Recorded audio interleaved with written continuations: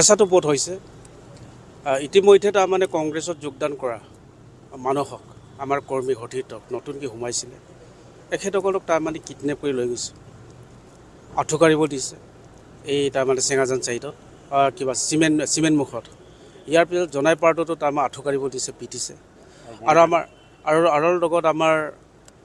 মহিলা জাগৰণৰ সভানেত্ৰী গীতাঞ্জলি পাৰ্টীৰ ঘৰ আকৌ ভাঙাইছে মানে এতিয়াও বহুত উৎপাত কৰি আছে এতিয়া তাৰমানে পেট্ৰলিং ডিউটি তাৰমানে পুলিচৰ নিচিনা তাৰ পেট্ৰলিং ডিউটি লাঠি টাউন লৈছে বলেৰ' পিকআপত গৈছে এনেধৰণৰ প্ৰতিটো পঞ্চায়তত তাৰমানে এতিয়া জি এছ বি তাৰমানে এটা টীম এটা বনাই দিছে প্ৰত্যেক পঞ্চায়তত 50-60জনীয়া টীম য'ত প্ৰয়োজন হ'ব তেতিয়া তাৰমানে লাঠি টাউন লৈ পেলাই ঘেৰাও কৰে আৰু জি এছ বিটো আচলতে আমাৰ মিচিং জাতীয় সংগঠনৰ সহায়কাৰী এটা সন্থা তাৰমানে এইটো আগতীয়াকৈ তাৰমানে গঠন কৰা নহয় ধৰক এটা অধিৱেশন হ'ব এই অধিৱেশনটো তাৰমানে চোৱা চিতা কৰিবৰ কাৰণে কাম কাজ কৰিবৰ কাৰণে এটা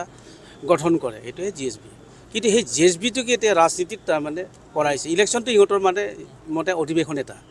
মাৰপিট কৰিব লাগে সহায় কৰিব লাগে আমাক গুণ্ডাৰাজ বুলি কৈছে তাৰ এফিডেভিট চালে হ'ল কিমান গুণ্ডাৰাজ কৰি থৈছে আগত এটা সময়ত MSC ইলেকশ্যনৰ সময়ত হীৰেণ কুটুম বুলি তেখেতে প্ৰতিদ্বন্দ্বী আছিলে তেখেতৰ ঘৰ ভাগি চুৰমাৰ কৰিছিলে আজি যে তেখেতৰ মুখবোৰ যে লাহে লাহে শুকাইছে জানেনে কিয় শুকাইছে তেখেতৰ মুখটো যে শুকাইছে কিয় শুকাইছে এই হীৰেণ কুটুমৰ পৰিয়ালে তেখেতক হাও দি থৈছে অগ্নি সাক্ষী কৰি হাও দি থৈছে আৰু এই মিছা কথাবোৰ মিছা জোনাৰ মানুহক মিছা প্ৰপাগেণ্ডা কৰি মিছাকৈ প্ৰচাৰ কৰি এই মিছা কথা কৈ আপোনাৰ ভুলত যাবলৈ মানা কৰিছে যিমান মিছা কথা ক'ব তাৰ মুখটো শুকাব আৰু